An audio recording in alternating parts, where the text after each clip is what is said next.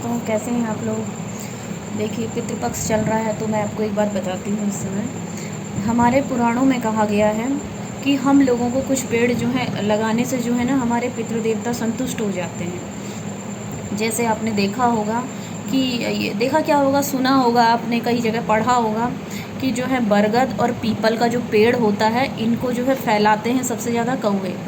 कौवे ही इनके जो है बीजों को खाते हैं और वो जहाँ मतलब अपना वेस्टेज वो करते हैं, तो उससे फिर ये आपने देखा होगा कहीं दीवारों पे कहीं भी ये पेड़ पता नहीं कैसे उग जाते हैं। तो लगता है ये उगते कैसे होंगे वहाँ। उसका यही कारण है कि कौवे जो हैं इनके बीजों को खाते हैं। इनके बीजों को फैलाने में सबसे ज़्यादा हाथ जो है इन्हीं का होता है। और भादों के महीने में कौवे जो हैं बच्चे देते हैं अपने। तो पूर्वजों ने एक ये नियम बनाया है, कभी आप सर्च करिएगा, बहुत डीपली सोचिएगा इस बात पे। तो कौवों को जो है उस समय उनके बच्चे बहुत छोटे होते हैं और बारिश का टाइम हो जाता है।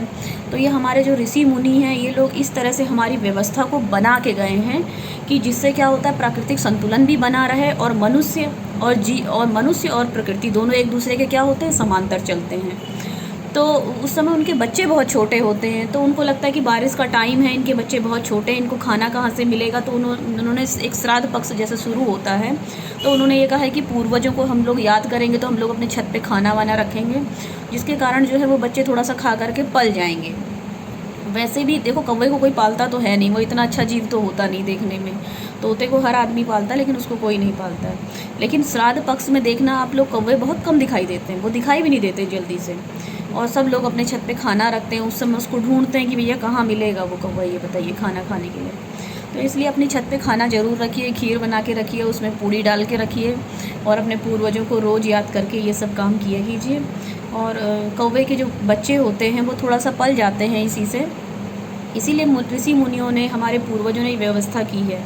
भैया, जो हमारे पूर्वज हैं वो हम लोगों को देखो शरीर देके गए हैं, और हम लोग भी जब मर जाएंगे तो हम लोग भी अपने बच्चों को जो है उनसे ये आस करेंगे मरने के बाद कि वो हम लोगों को जल दें और हमको कुछ खाने के लिए दें।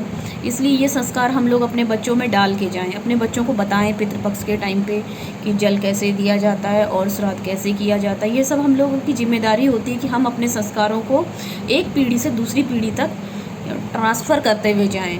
अब अगर हम बच्चों को बताएंगे नहीं तो वो लोग फिर यही सोचेंगे, जब आदमी को ज्ञान नहीं होता है ना, तो वो यही सोचता है कि ये सब तो बेकार की बातें हैं, अब मरने के बाद किसी को कुछ मिलता है क्या खाने की। लेकिन ऐसा होता है, पूर्व जन्म होता है, क्योंकि कई लोगों को पुरानी बातें याद होती हैं, कई लोग अपने पिछले जन्मों की बात बताते हैं। मैंने ऐसे कई लोगों को देखा है, जो लोगों ने कुछ लोग मर के ज़िंदा हो गए हैं, कुछ लोगों ने अपने पूर्व जन्म की बातें बताई हैं।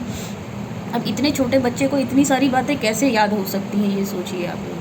कभी आप सोचिए, जो भारत का जो हमारा जो पुराना जो धर्म है, हमारा जो धर्मशास्त्र है, हमारे जितने भी वेद पुराण हैं, ये गलत बात नहीं, ये सीधी बात कहते हैं, और इनकी बातों में जो है कहीं ना कहीं वैज्ञानिक तथ्य छुपा है।